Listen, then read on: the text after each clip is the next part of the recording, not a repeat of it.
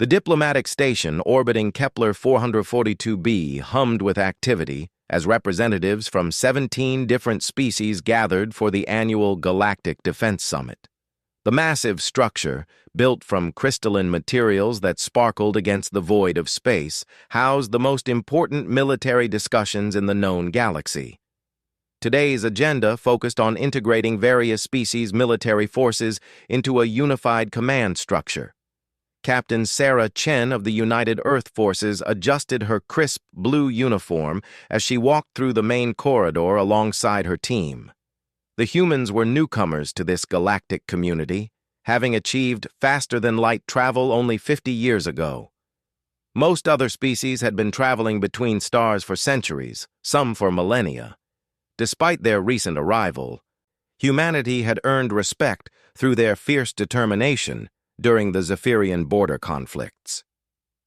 "Remember, we're here to observe and learn," Chen whispered to her small delegation. "The Galactic Council wants to see how we handle ourselves before considering us for full military partnership." Among her team walked Sergeant Marcus Rodriguez, a battle-hardened U.S. Marine whose scarred hands told stories of countless engagements. His dark eyes constantly scanned their surroundings, a habit ingrained from years of combat. Rodriguez had volunteered for this mission despite having no formal diplomatic training. His commanding officer believed that sometimes the best diplomacy came from showing strength rather than words. The human delegation entered the main assembly hall, where beings of incredible diversity filled floating platforms arranged in concentric circles. The Zelthari, tall insectoid creatures with 4 arms and chitinous exoskeletons, dominated one section. Their clicking language created a constant background noise. Nearby, the aquatic Nethys floated in specialized water-filled chambers, their tentacles gracefully moving as they communicated through color changes across their skin. In the center of the hall stood the Kavari, arguably the most militaristic species in the galaxy. These 7-foot-tall humanoids possessed thick gray skin that could deflect most energy weapons. Their society valued strength above all else, and their military traditions stretched back thousands of years. They had conquered more star systems than any other species, though they claimed to do so only to bring order to chaos. General Thok Var, the Kavari representative, commanded attention wherever he went. His massive frame was enhanced by ceremonial armor that had been passed down through generations of Kavari warriors. Scars crisscrossed his exposed arms, each one representing a victory in single combat. His small, predatory eyes constantly evaluated everyone around him, searching for signs of weakness. "The humans have arrived," announced the station's artificial intelligence in a neutral tone that translated into every species' native language. All eyes turned toward the small human delegation as they took their assigned seats in the newcomers' section. General Thok Var's attention immediately focused on the humans. He had heard reports of their military capabilities during the border conflicts, but seeing them in person left him unimpressed. They appeared small and fragile compared to most galactic species. Their lack of natural armor, claws, or other defensive features seemed to confirm his belief that humans had succeeded through luck rather than skill. The opening ceremony proceeded with traditional displays of military prowess from each species. The Zelthari demonstrated their ability to coordinate attacks through hive-mind communication. The Nethys showed how they could adapt their tactics to any environment, their bodies literally changing shape to meet different challenges. When the Kavari's turn came, General Thok Var personally performed a combat demonstration that left several species visibly intimidated. The human presentation focused on adaptability and innovation rather than raw physical power. Captain Chen spoke about humanity's rapid technological advancement and their ability to improvise solutions under pressure. She highlighted their success in the border conflicts, where human forces had held strategic positions against numerically superior enemies. General Thok Var listened with growing contempt. The human spoke of cooperation and innovation, concepts he viewed as excuses for physical weakness. In Kavari culture, respect was earned through demonstration of personal combat ability. Everything else was simply elaborate wordplay designed to mask inadequacy. During the lunch recess, delegates mingled in the station's central plaza, a vast open space with artificial gravity generators creating multiple levels where different species could interact comfortably. The Kavari delegation occupied the highest level, symbolically looking down on the others.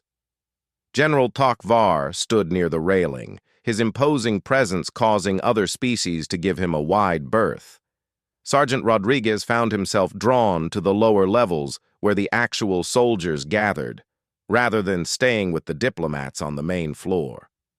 He respected Captain Chen's diplomatic approach, but years of military service had taught him that real understanding between warriors happened away from formal ceremonies. He struck up conversations with Zelthari sergeants and Nethys squad leaders, discussing tactics and sharing stories of battle. The human sergeant's easy manner and genuine interest in other species' military traditions gradually attracted a small crowd. His questions demonstrated practical knowledge rather than academic curiosity. When a Zelthari warrior described their razor-sharp limb attacks, Rodriguez nodded appreciatively and shared how human soldiers compensated for their lack of natural weapons through tool use and tactical thinking. General Tokvar observed these interactions from above with growing irritation. The human soldier was gathering attention that should rightfully belong to the superior Kavari military. More importantly, other species seemed to be treating this weak human as an equal, which violated everything Tokvar understood about proper military hierarchy. The Kavari general descended to the lower level, his heavy footsteps causing vibrations that made smaller species step aside. His approach created a widening circle of empty space as beings instinctively recognized the threat he represented. The conversations that had been flowing freely moments before died into uncomfortable silence. "You are the human warrior," Tokvar declared, his voice carrying the authority of someone accustomed to instant obedience. His words weren't a question, but rather a statement that demanded acknowledgement. Rodriguez turned to face the towering alien, showing no sign of intimidation despite the obvious size difference. Years of military service had taught him that backing down from a challenge only invited more aggression. "Sergeant Marcus Rodriguez, United States Marine Corps," he replied with crisp military precision.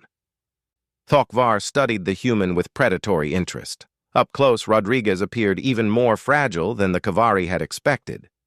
The human's skin looked paper-thin compared to Kavari hide, and his small frame suggested he would barely survive a casual blow from a trained warrior.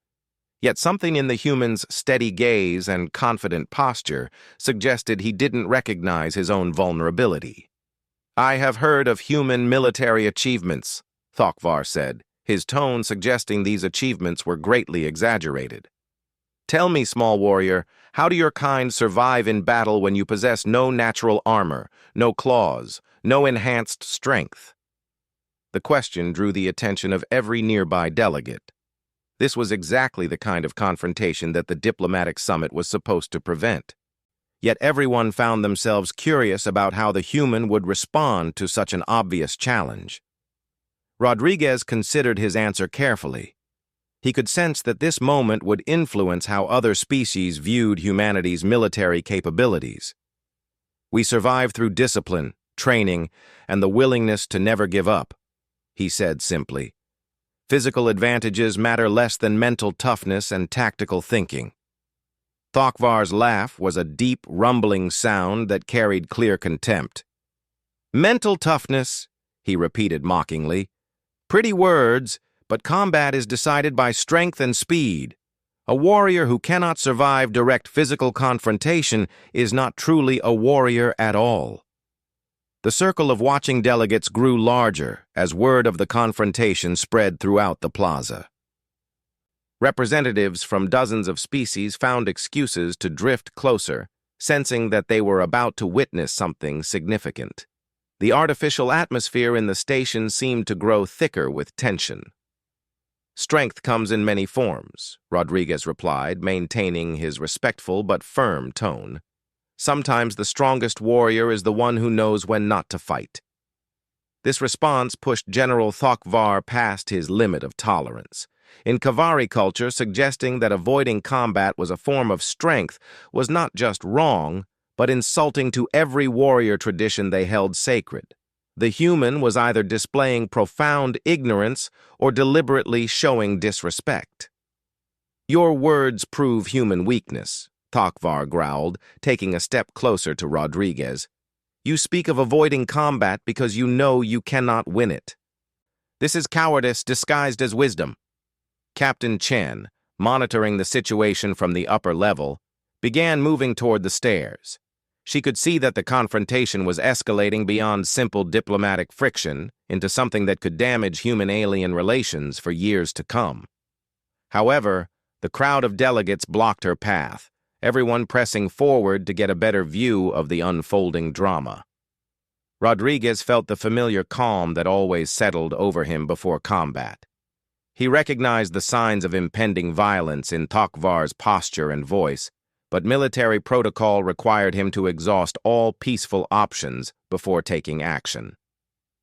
"General, I believe we both serve our people with honor. Perhaps we should focus on our common goals rather than our differences." Thokvar's response was swift and brutal. Without warning, his massive fist drove forward in a technique that had broken the ribs of countless opponents. The blow was designed not just to incapacitate, but to humiliate, showing everyone present the vast gulf between Kavari strength and human frailty. The impact sent Rodriguez flying backward several feet. He hit the metal deck hard, the sound of the collision echoing throughout the plaza. For a moment, the silence was absolute as delegates from every species stared in shock at what had just occurred. The diplomatic summit had just witnessed an unprovoked assault by one of the galaxy's most powerful military leaders against a representative of its newest member species. Thokvar stood over the fallen human with obvious satisfaction. This was how proper order was restored when words failed to establish appropriate hierarchy. The demonstration would remind every species present why the Kavari military commanded respect throughout the galaxy. But Rodriguez was already moving. The pain in Rodriguez's ribs was immediate and intense, confirming what he already suspected about the damage from Thokvar's blow. At least 2 ribs were cracked, possibly broken, and every breath sent sharp spikes of agony through his chest. But pain was an old companion that he had learned to work through rather than surrender to. Marine Corps training had prepared him for exactly this situation. The phrase, improvise, adapt, overcome, wasn't just a motto but a survival strategy burned into every Marine through countless hours of combat instruction. Rodriguez's body moved according to years of muscle memory, while his conscious mind assessed the tactical situation. Thokvar expected the human to remain down, either unconscious or too injured to continue fighting. This expectation became the Kavari general's first mistake. Rodriguez used his opponent's momentary satisfaction to his advantage, rolling smoothly to his feet with a fluid motion that disguised the extent of his injuries. The watching crowd gasped as the small human rose to face his towering opponent. Several diplomatic observers began reaching for their communication devices, preparing to call for station security. Others seemed frozen by the unprecedented nature of what they were witnessing. "That's one hell of a punch," Rodriguez admitted, wiping a trickle of blood from his mouth. His voice remained steady despite the pain radiating through his torso. "Now let me show you how humans say hello." Thokvar's small eyes widened slightly in surprise. Most opponents struck by his devastating blow required several minutes to recover, if they recovered at all. The human's resilience was unexpected, but ultimately irrelevant. Size and strength would determine the outcome of this confrontation, just as they always did. The Kavari general moved forward with confident aggression, intending to end the fight with another crushing blow. His massive arms reached out to grab the much smaller human, planning to demonstrate the difference between human endurance and Kavari power. Rodriguez had been studying Thokvar's movements since the moment they met. The Kavari general possessed impressive strength and intimidating size, but his combat style reflected centuries of overwhelming physical advantages. He telegraphed his attacks because he had never needed to be subtle or deceptive. Against smaller, weaker opponents, raw power had always been sufficient. As Thokvar's arms closed toward him, Rodriguez dropped low and spun to his left, moving with a speed and precision that caught the larger being completely off guard. The human's combat training emphasized using an opponent's strength and momentum against them, especially when facing physically superior adversaries. Rodriguez's right hand struck upward in a perfectly executed palm strike that connected with the soft tissue just beneath Thokvar's left ear. The blow targeted a pressure point that existed in most humanoid species, a vulnerability that human military researchers had cataloged during their initial contact with various galactic races. The effect was immediate and dramatic. Thokvar's coordination vanished as his inner ear was disrupted, causing him to stumble sideways with his arms windmilling for balance. The proud Kavari warrior, who moments before had seemed invincible, suddenly appeared clumsy and disoriented. But Rodriguez wasn't finished. Marine Corps combat training emphasized following up initial advantages with relentless pressure. While Thokvar struggled to regain his equilibrium, the human sergeant moved with surgical precision to exploit every opening. A sharp elbow strike to the Kavari's solar plexus forced the air from his lungs with a whooshing gasp that echoed across the plaza. Rodriguez followed immediately with a knee strike to Thokvar's thigh, targeting the large muscle group to impair his mobility. Each attack was calculated to maximize damage while minimizing the human's exposure to counterattack. The watching crowd of galactic delegates stood in stunned silence. Many had never witnessed combat between different species, and none had expected to see a human successfully engaging a Kavari warrior in single combat. The implications of what they were observing would reshape their understanding of human military capabilities. Captain Chen finally reached the edge of the combat area, but she made no move to interfere. Years of military service had taught her to recognize when intervention would cause more harm than help. Rodriguez was demonstrating something that no amount of diplomatic presentation could communicate as effectively. Thokvar attempted to grab Rodriguez with his longer reach, but the human remained constantly in motion, never staying in one position long enough to be caught. Where the Kavari general relied on overwhelming force, Rodriguez employed speed, precision, and tactical intelligence. A textbook leg sweep sent Thokvar crashing to the deck with a thunderous impact that reverberated through the station's metal floors. The mighty Kavari warrior, who had dominated battlefields across the galaxy, found himself looking up at a human sergeant who showed no sign of backing down despite his obvious injuries. Rodriguez stepped back and offered his hand to help Thokvar stand up. The gesture surprised everyone present, including the fallen Kavari general. In most galactic cultures, defeating an opponent meant claiming complete victory and humiliating the loser. Humans apparently followed different rules. "The fight's over," Rodriguez said simply. "You've got good instincts, General, but you're used to fighting opponents who try to match your strength. Sometimes the best strategy is to work around advantages rather than against them." Thokvar stared at the extended hand for several seconds, processing what had just occurred. His worldview, built on thousands of years of Kavari military tradition, had been fundamentally challenged by a species he had dismissed as physically inferior. The human had not only survived his best attack, but had systematically dismantled his defenses, using techniques the Kavari general had never encountered. Slowly, Thokvar accepted Rodriguez's assistance and pulled himself upright.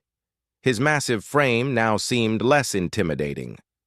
not because he had grown smaller, but because the human's confidence had expanded to fill the space between them. The power dynamic that had seemed so clear moments before had been completely reversed. How? Thokvar asked, genuine curiosity replacing his earlier contempt. You lack the physical capabilities for combat victory. This should not have been possible. Rodriguez gestured toward the crowd of watching delegates, many of whom were now viewing both humans and Kavari with new understanding. That's where you're wrong, General. Humans have been fighting for survival since we learned to walk upright. We've never had natural armor or claws or enhanced strength. What we developed instead was the ability to think our way out of impossible situations. The explanation resonated with several species in the crowd who had faced similar challenges in their own evolutionary development. The Nethys, in particular, nodded their tentacles in understanding, having survived as one of the smaller species in their original ocean environment through intelligence and adaptability rather than physical dominance. Your military traditions are impressive, Rodriguez continued, but they're based on having overwhelming advantages. Humans learned to fight dirty, fight smart, and never give up because we didn't have any other choice. When you don't have natural weapons, you learn to turn everything around you into a weapon. Thokvar absorbed this information while tenderly checking his injuries. The human's strikes had been precisely targeted to cause maximum disorientation without inflicting permanent damage. This restraint demonstrated a level of combat control that impressed the Kavari general more than raw power would have. You could have caused greater harm, Thokvar observed. Why did you choose not to? Rodriguez shrugged, wincing slightly as the motion aggravated his injured ribs. Because the point wasn't to hurt you. The point was to show that strength isn't just about size and muscle. Real strength comes from never giving up, protecting others, and doing what's right even when it's difficult. Captain Chen approached the two warriors, her diplomatic training finally allowing her to find an opportunity for peaceful intervention. The immediate crisis had passed, but the aftermath would require careful management to prevent this incident from derailing the entire summit. Gentlemen, she said formally, I believe you've both made your points. Perhaps we should focus on what we can learn from this experience rather than dwelling on the conflict itself. Thokvar studied Rodriguez with new respect, seeing past the human's small frame to recognize the warrior spirit within. You fight with honor, human. I misjudged your species' capabilities. The admission carried significant weight coming from the galaxy's most militaristic culture. Other delegates began murmuring among themselves, reassessing their own assumptions about human military potential. But Rodriguez wasn't satisfied with simple acknowledgement of his fighting ability. The real lesson went deeper than individual combat skills, touching on fundamental questions about strength, honor, and what it meant to be a warrior in an interconnected galaxy. General, Rodriguez said, I'd like to propose something. Instead of viewing this as one species proving dominance over another, let's use it as an example of how different approaches to the same problem can both be valid. Your strength and my adaptability aren't competing philosophies. They're complementary strategies. The suggestion intrigued Thokvar. Kavari military doctrine had always emphasized the superiority of their methods over all others. The concept that human tactics might actually enhance rather than threaten Kavari effectiveness was revolutionary. What do you propose? Thokvar asked. Joint training exercises, Rodriguez replied immediately. Your warriors learn human tactics for dealing with unexpected challenges. Our forces learn Kavari techniques for maximizing physical advantages. Both species become stronger by understanding how the other approaches combat. Captain Chen felt a surge of pride in her sergeant's diplomatic instincts. He had transformed a potentially catastrophic confrontation into an opportunity for genuine military cooperation. This was exactly the kind of thinking that would establish humanity as a valuable partner in galactic defense. The crowd of watching delegates buzzed with excitement as they realized they were witnessing history being made. A few minutes ago, they had feared watching the breakdown of interspecies cooperation. Now they were seeing the birth of an unprecedented military alliance between two very different warrior cultures. Thakvar extended his massive hand toward Rodriguez. "Your proposal has merit, Sergeant. The Kavari would be honored to share combat knowledge with human warriors." Rodriguez grasped the offered hand, sealing an agreement that would reshape military cooperation throughout the galaxy. The pain in his ribs reminded him of the price of earning respect through combat, but he knew that some lessons could only be learned through direct experience.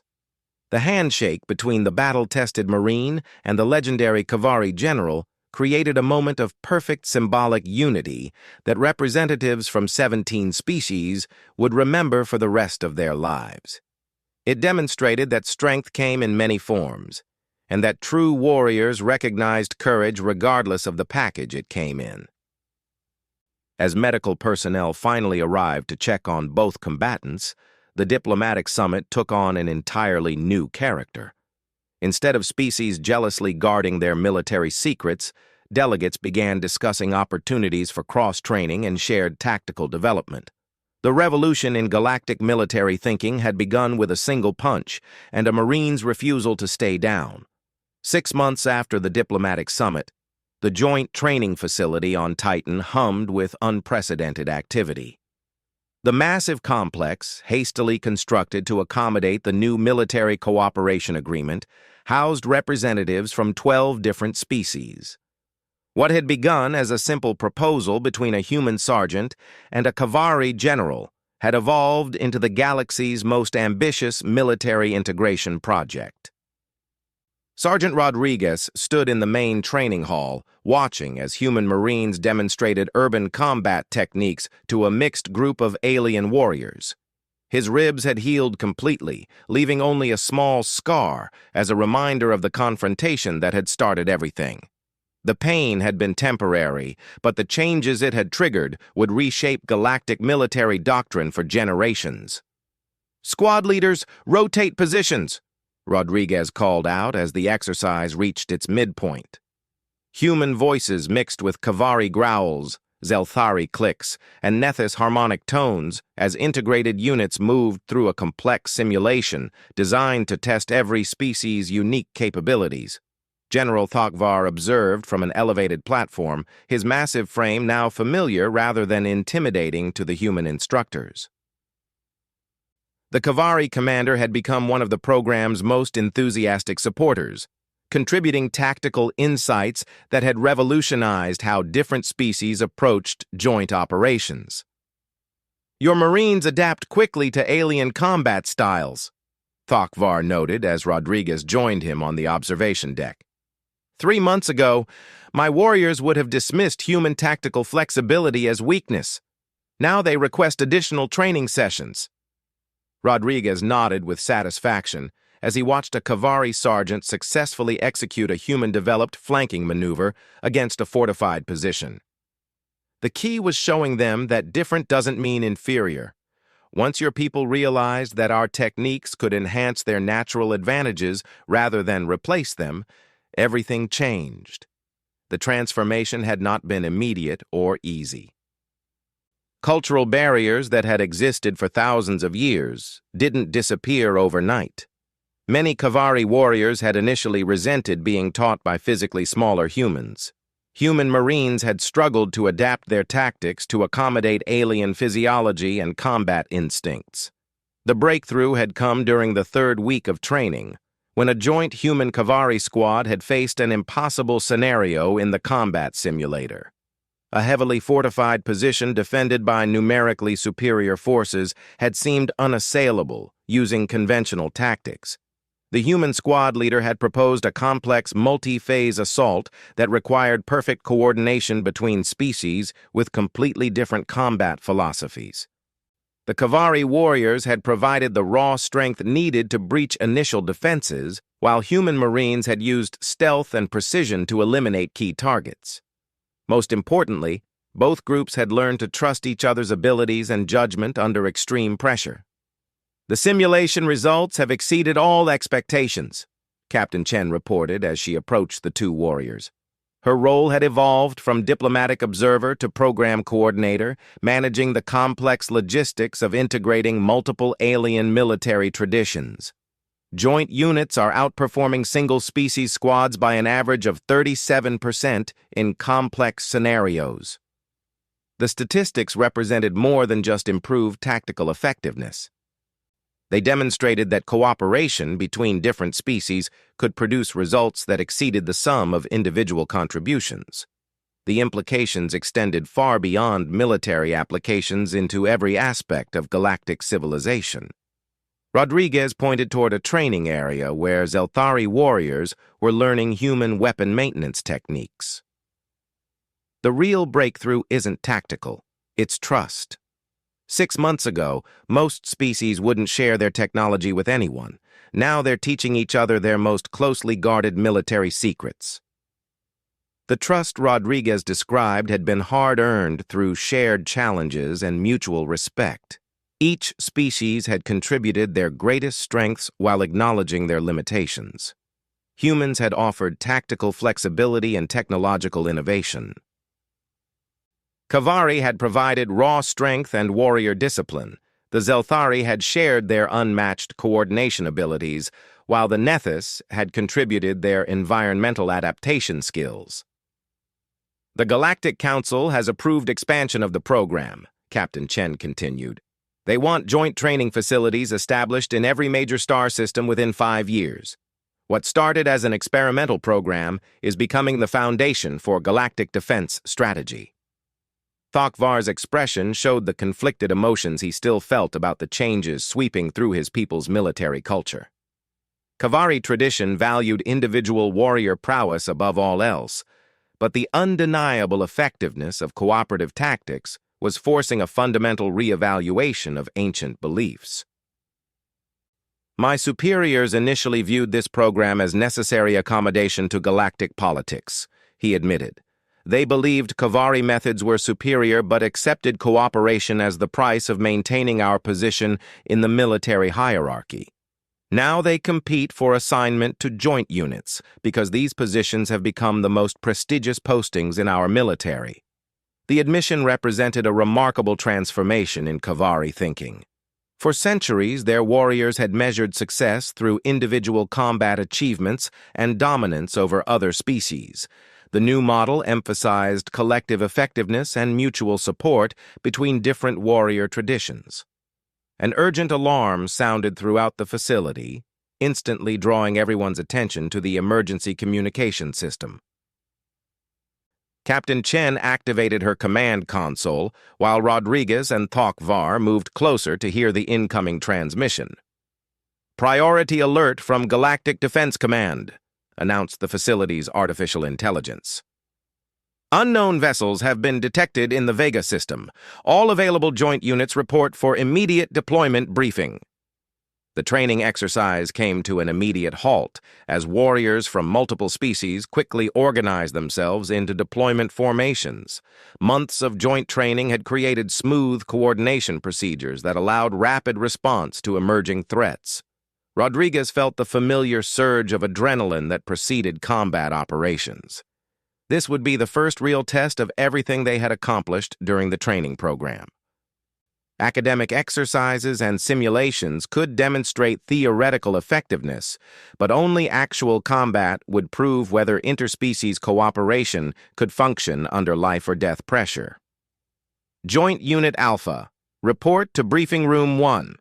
Captain Chen announced over the facility's communication system. "Joint Unit Beta, report to Briefing Room 2.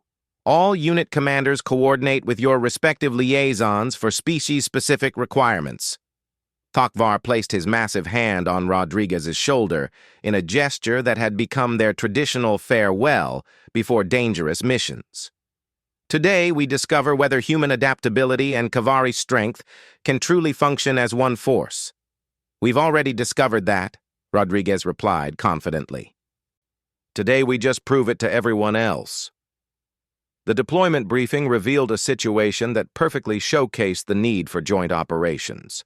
Unknown vessels had established positions around 3 different planets in the Vega system, using tactics that suggested multiple species working together. The threat required a response that could match their coordinated approach. Intelligence reports indicated that the attacking force included heavily armored assault ships, fast attack vessels, and support craft capable of operating in multiple environments. No single species possessed the diverse capabilities needed to counter such a varied threat effectively. Joint Unit Alpha, led by Rodriguez and Thok Var working as co-commanders, received assignment to the primary assault mission. Their force included human marines equipped with advanced technological systems, Kavari shock troops capable of boarding heavily defended vessels, and Nethys infiltration specialists who could operate in environments deadly to other species. "Remember your training," Rodriguez addressed the mixed group of warriors as they prepared to board their transport vessel. "We're not humans fighting alongside Kavari, fighting alongside Nethys. We're one unit with different specialties. Trust your teammates regardless of what species they are." The transport ship's journey to the Vega system gave the joint unit time to finalize their tactical plans. Human officers contributed detailed technical analysis of enemy vessel capabilities. Kavari warriors planned boarding actions that would maximize their physical advantages. Nethys specialists identified environmental factors that could be exploited during the assault. Most importantly, the different species learned to think as a unified force rather than as separate groups cooperating out of necessity. Rodriguez observed dozens of small interactions that demonstrated how thoroughly the program had succeeded in breaking down interspecies barriers. A Kavari sergeant helped a human corporal adjust unfamiliar alien equipment without being asked. A Nethys warrior shared tactical observations with Kavari and human teammates equally. Human marines offered additional ammunition to their alien counterparts without considering species differences. "Contact in 30 minutes, announced the transport pilot. "All units prepare for combat deployment." Rodriguez checked his equipment one final time while mentally reviewing the mission plan. The unknown enemy had chosen their position well, forcing the joint unit to approach through a debris field that limited maneuverability while providing cover for defensive positions. Traditional single-species tactics would have struggled with this environment. Human technology could navigate the debris field effectively, but lacked the firepower to punch through heavy defenses. Kavari strength could overwhelm defensive positions, but couldn't reach them without support. Nethys infiltration abilities were perfect for the environment, but needed backup to exploit the openings they created. Working together, the 3 species could turn each challenge into an advantage. Human navigation would get everyone through the debris field safely. Kavari firepower would break through enemy defenses once Nethys scouts identified the weak points. Each species would contribute their strengths while being supported by their teammates' capabilities. "This is it," Thok Var announced, as the transport approached the combat zone. "Today will be remembered as the day the galaxy learned that cooperation is stronger than domination." Rodriguez nodded while watching his mixed team of warriors prepare for battle. 6 months ago, the idea of humans and Kavari fighting as equals would have seemed impossible. Now it felt as natural as breathing. The first unknown vessels appeared on their sensors, moving with coordinated precision that confirmed intelligence reports about their tactical sophistication. The enemy had clearly studied galactic military capabilities and developed countermeasures for conventional single-species attacks. They had not prepared for the revolutionary approach that Rodriguez and Thok Var's joint unit represented. The combination of human tactical flexibility, Kavari warrior spirit, and Nethys environmental mastery created capabilities that had never existed before in galactic warfare. "All units commence attack," Rodriguez ordered as their transport entered weapons range. "Show them what happens when warriors from different worlds fight as one people." The battle that followed would be studied in military academies across the galaxy for decades to come. Not because of its scale or strategic importance, but because it demonstrated the birth of a new era in galactic civilization. An era where strength came not from dominating others, but from learning to fight alongside them. As the joint unit engaged the enemy vessels, Rodriguez felt a deep satisfaction that went beyond tactical success. The punch that had broken his ribs 6 months ago had ultimately broken something far more important: the barriers that had kept galactic species from reaching their full potential together. The revolution that had begun with one Marine's refusal to stay down had evolved into something that would change the galaxy forever.